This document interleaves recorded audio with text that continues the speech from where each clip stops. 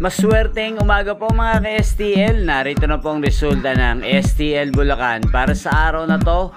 First draw December 11, 2024. Araw ng Miyerkules. Naway ang mga natayaan nyo pong mga numero kanina ay manalo nawa ngayong umagang ito 11 AM. Kaya kunin nyo na po ang inyong mga tickets.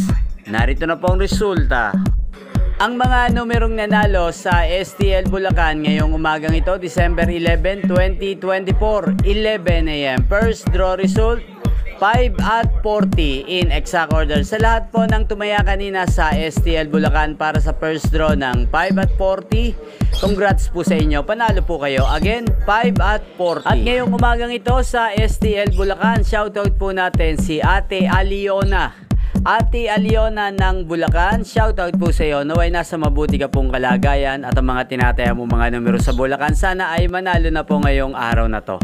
Inyo pong napanood ang resulta ng STL Bulacan sa channel na to, Roderick Hernandez TV. Maraming salamat po sa patuloy niyo pong panonood at pagsuporta sa aking channel araw-araw. Huwag pong kalimutang mag-subscribe. Thank you for watching. Magkita-kita pong muli tayo mamayang alas 4 ng hapon dito po sa channel na to. Thank you for watching.